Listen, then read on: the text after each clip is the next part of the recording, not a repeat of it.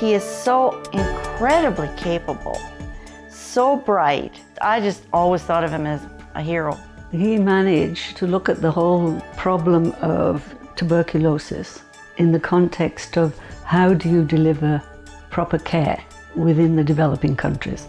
Don is a global citizen, and yeah, he's kind of a silent hero.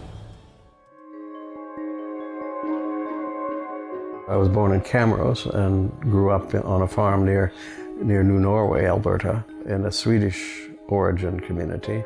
I knew I wasn't smart enough to be a farmer, so I figured I'd be a preacher or a missionary. He loved plants, he loved nature. We had a lot of chickens, and so they'd have to be cleaned, and I'd just clean it. You know, okay, let's get this done and get going.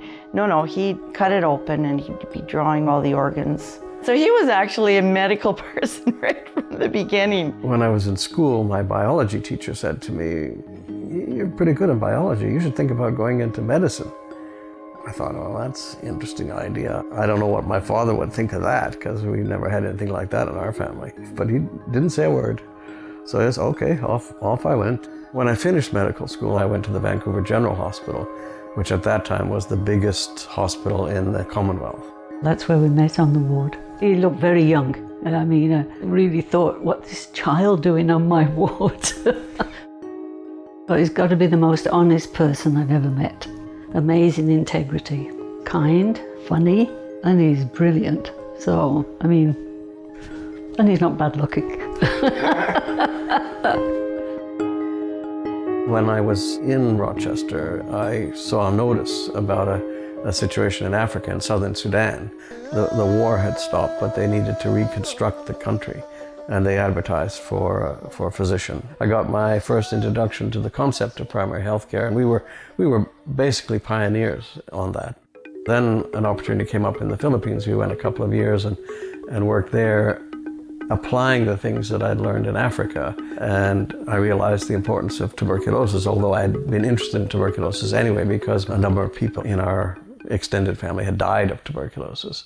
He had the same manner that became so effective internationally of including Indigenous people in thinking about why tuberculosis was a problem in their communities. Tuberculosis is a political disease. If you don't like politics, get out of tuberculosis. There's no question that the legacy of tuberculosis is a legacy of social inequality and social injustice. As long as you have marginalized groups in a society, you'll still have tuberculosis.